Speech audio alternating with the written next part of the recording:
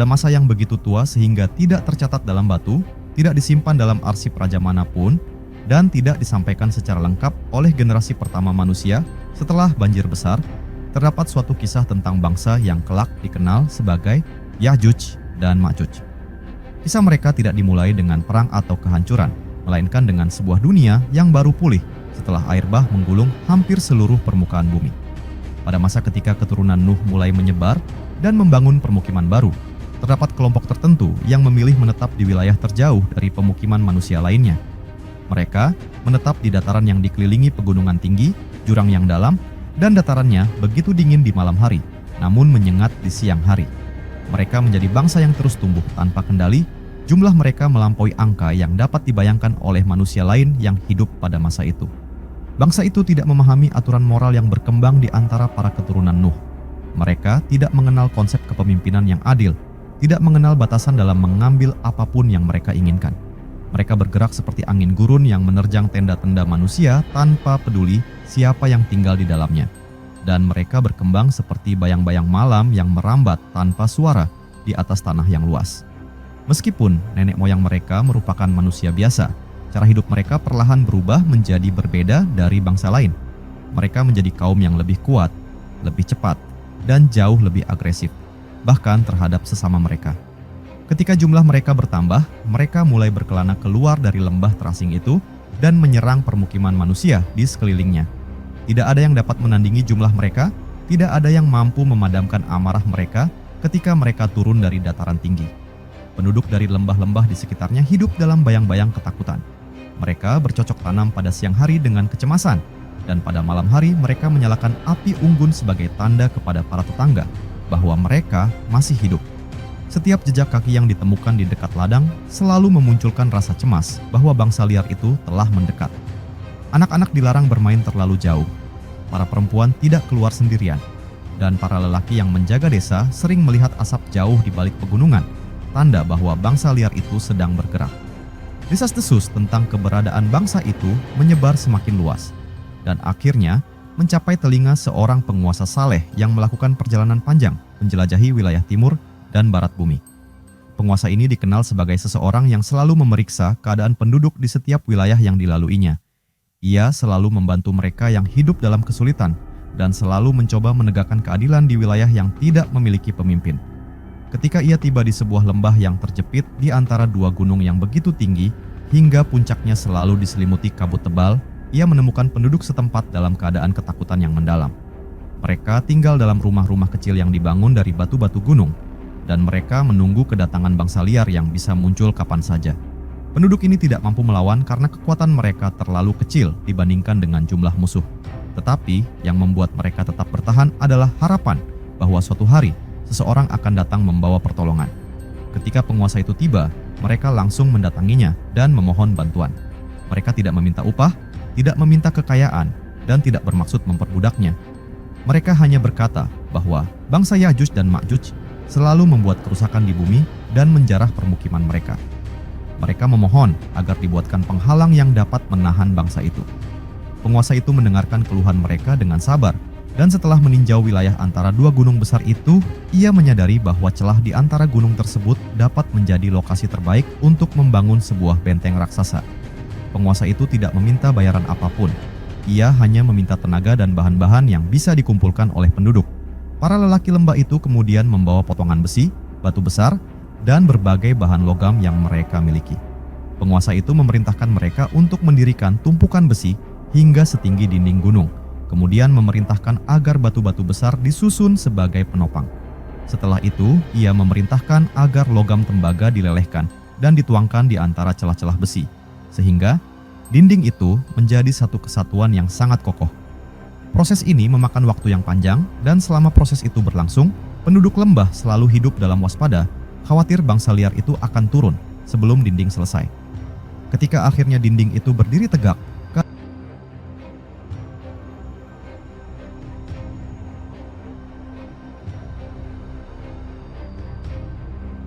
dinding itu begitu tinggi sehingga bayangannya jatuh menutupi permukaan tanah di lembah, dan begitu tebal sehingga bangsa Ya'juj dan Ma'juj tidak dapat mengukirnya maupun memanjatnya. Ketika mereka mencoba merusak dinding itu, mereka hanya meninggalkan goresan kecil yang tidak mampu melemahkan struktur tersebut. Penduduk lembah bersujud syukur karena untuk pertama kalinya dalam hidup mereka dapat tidur dengan tenang tanpa mendengar suara langkah bangsa liar itu menuruni gunung. Namun penguasa itu menjelaskan bahwa dinding tersebut tidak akan bertahan selamanya. Ia berkata bahwa dinding itu akan tetap berdiri hingga datangnya waktu yang telah dijanjikan. Ketika masa itu tiba, dinding itu akan retak, hancur, dan bangsa Ya'juj dan Ma'juj akan kembali memenuhi bumi. Setelah pembangunan dinding selesai, penguasa itu melanjutkan perjalanannya, meninggalkan penduduk yang kini hidup aman untuk pertama kalinya. Berabad-abad berlalu. Bangsa yang terkurung di balik dinding itu terus bertambah jumlahnya. Mereka mencoba menembus dinding dari arah atas, dari samping, bahkan mencoba menggali dari bawah. Tetapi semua usaha mereka gagal. Namun mereka tidak menyerah. Setiap hari mereka terus mencoba, meski dinding itu terlalu kuat. Generasi demi generasi bangsa itu mewarisi kegigihan untuk mencoba merobohkannya. Sementara itu, manusia di luar dinding hidup dalam peradaban yang tumbuh, membangun kerajaan besar, mempelajari berbagai ilmu, dan mencatat sejarah dunia yang semakin berkembang. Tetapi kisah tentang bangsa di balik dinding itu tidak pernah dilupakan.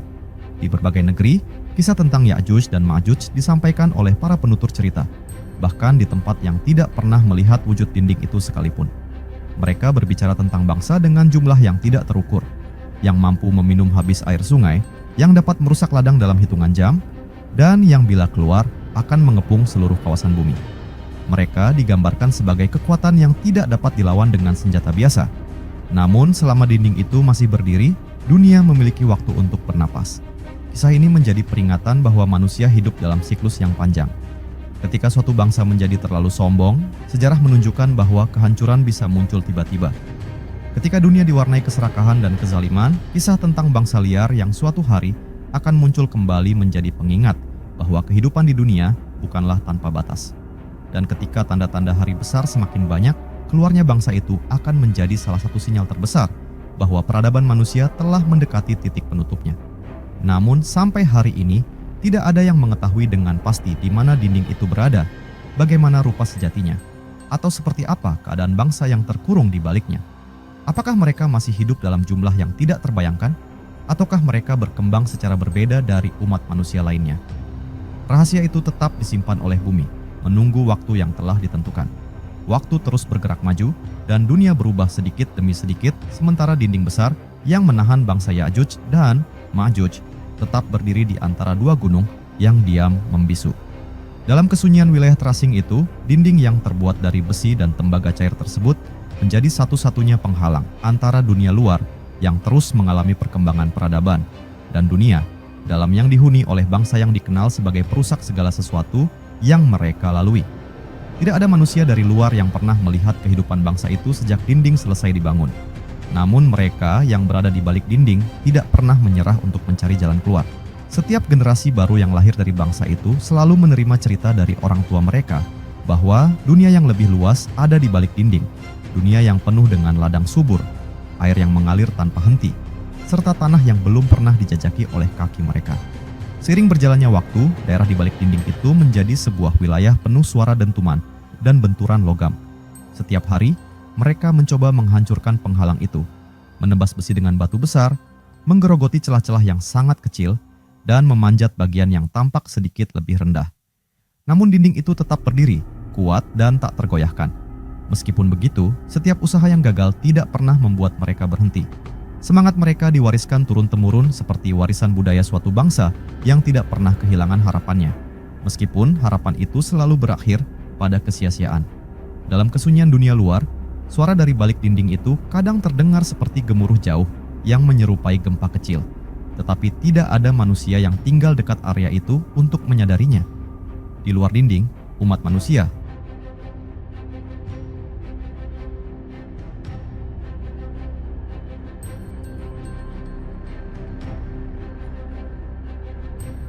kerajaan-kerajaan besar berdiri di berbagai penjuru bumi, membangun kota dengan tembok tinggi, menulis kisah mereka di atas batu, kulit, dan lembaran-lembaran yang disimpan dalam ruang penyimpanan.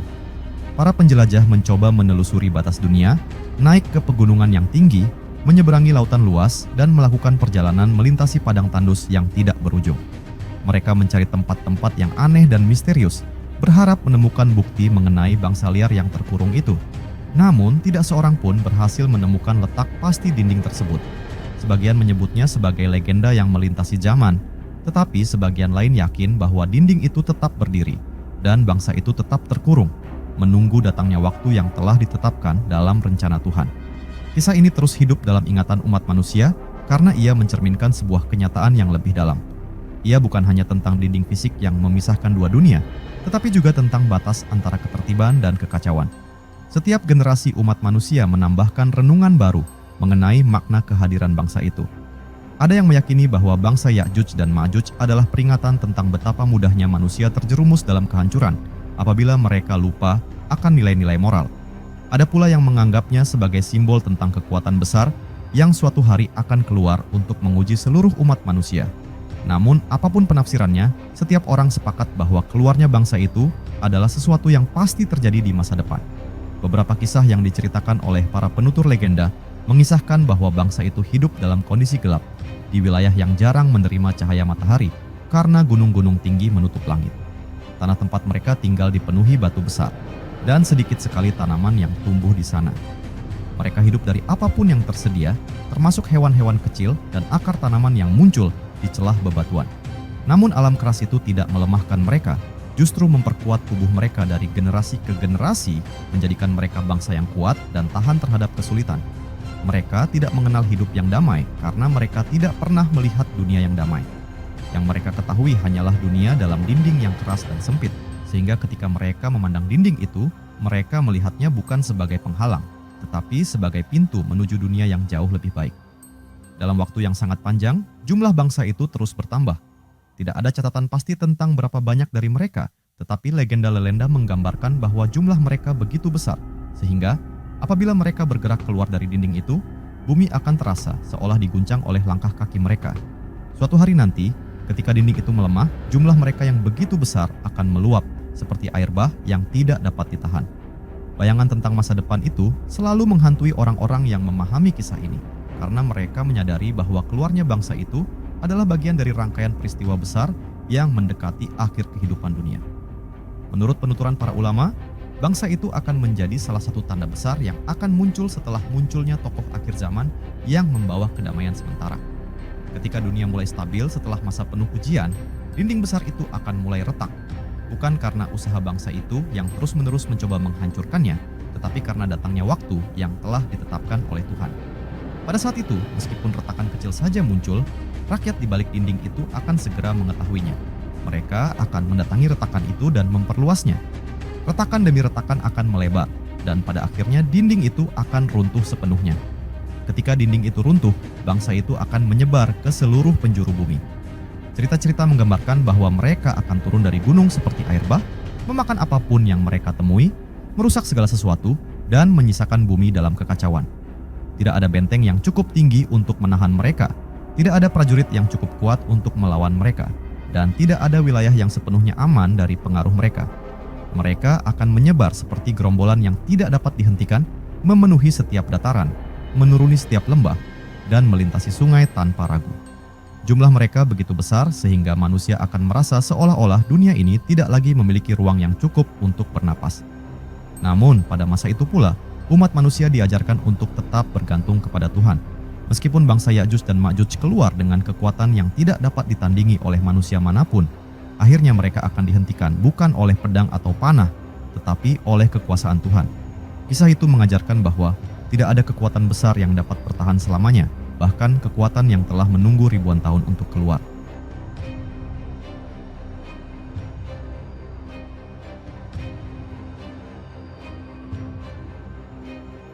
Mereka akan dihentikan dengan cara yang tidak pernah dibayangkan oleh manusia sebelumnya, dan dunia akan kembali mengalami perubahan besar setelah kepergian mereka. Kisah yang panjang ini terus berputar dalam ingatan umat manusia karena ia bukan hanya legenda, tetapi juga bagian dari pemahaman tentang akhir perjalanan dunia. Ia mengingatkan manusia bahwa dunia memiliki awal, memiliki puncak kejayaan, dan memiliki akhir. Selama dinding itu masih berdiri, dunia masih berada dalam masa penangguhan.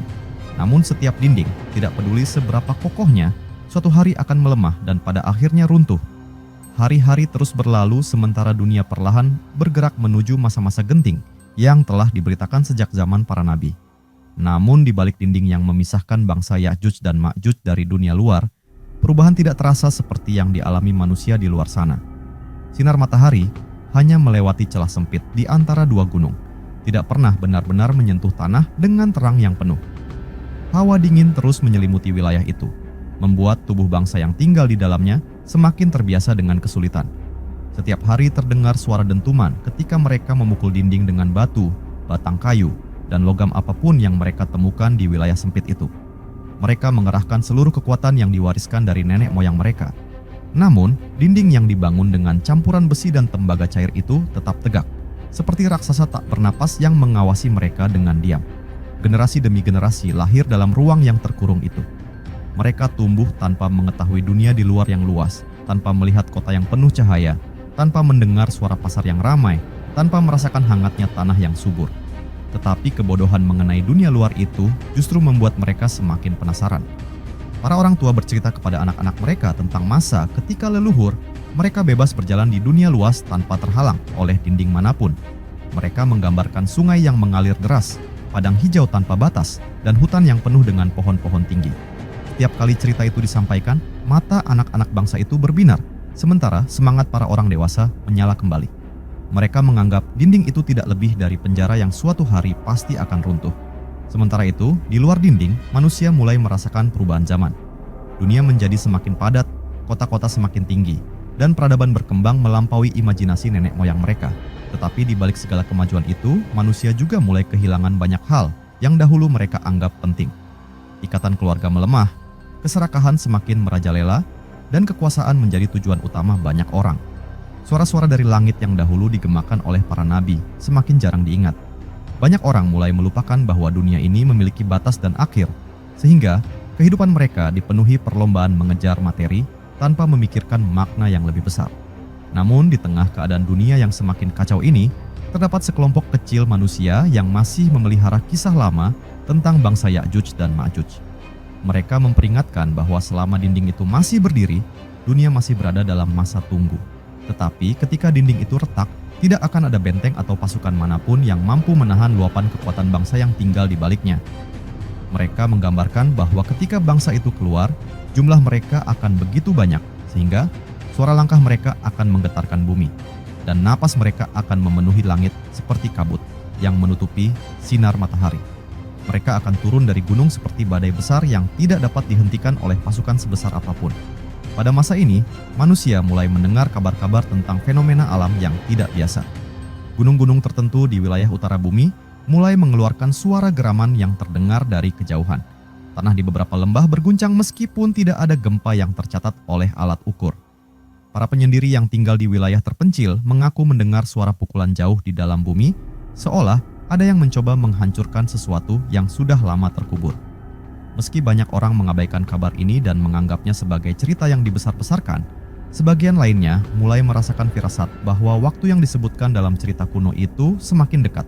Di balik dinding, bangsa Ya'juj dan Ma'juj mulai merasakan getaran yang berbeda dari biasanya. Mereka tidak tahu dari mana getaran itu berasal, tetapi mereka merasakannya merayap di tanah, merambat di batu-batu besar, dan menghantam dinding raksasa yang telah menghalangi mereka selama ribuan tahun. Getaran itu membuat sebagian dari mereka semakin bersemangat. Mereka berkumpul di dekat dinding itu dan mulai memukulnya dengan kekuatan yang lebih besar.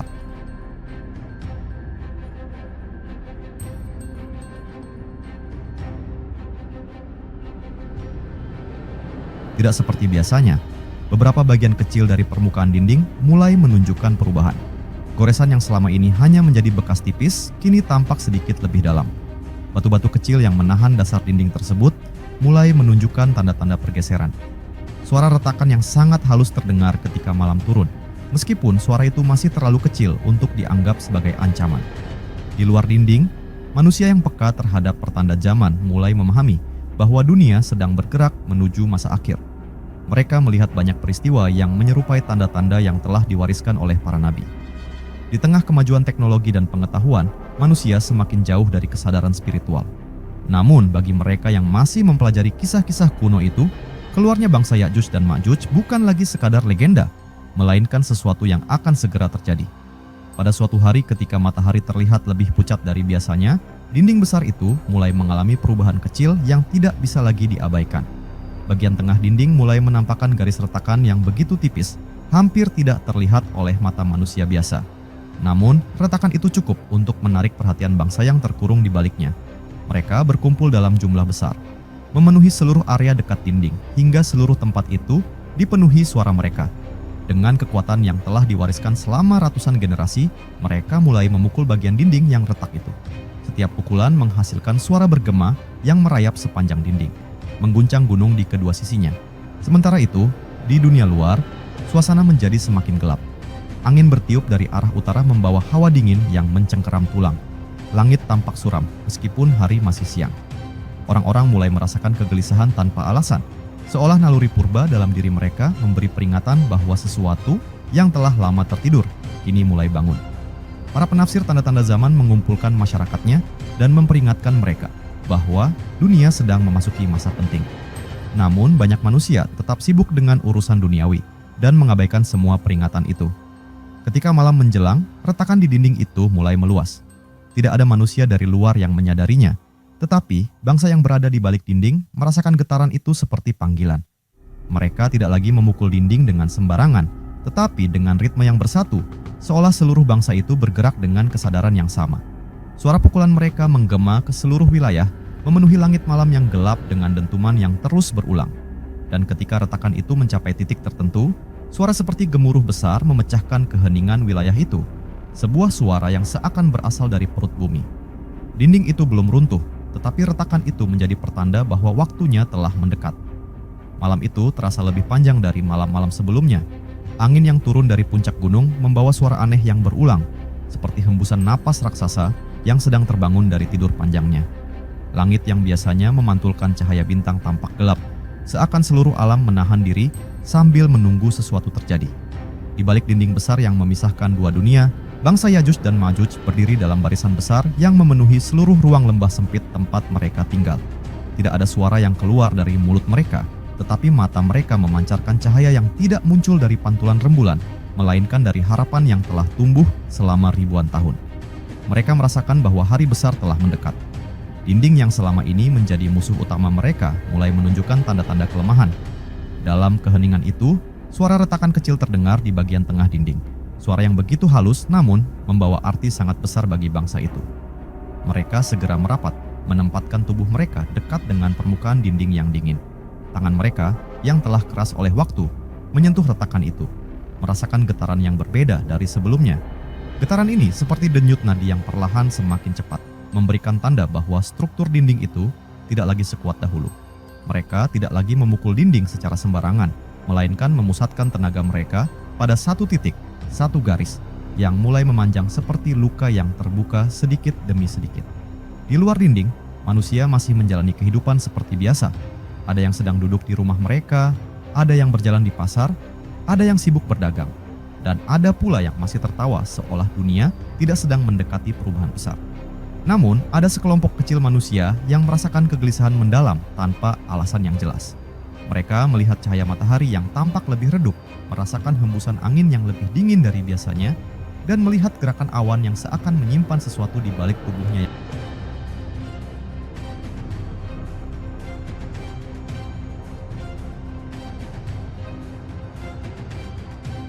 Meskipun manusia tidak mendengar suara retakan dari dinding itu, jiwa mereka merasakan sesuatu di balik tirai realitas. Suasana dunia berubah tanpa disadari oleh banyak orang. Di sebuah lembah jauh dari keramaian kota, seorang pengembara tua sedang duduk di tepi sungai sambil memperhatikan aliran air yang bergerak lambat. Ia telah menghabiskan hidupnya untuk meneliti cerita-cerita lama, mempelajari kisah para nabi, dan menelusuri petunjuk mengenai bangsa yang terkurung itu. Ia merasakan getaran halus di tanah, meskipun tidak ada gempa yang terjadi.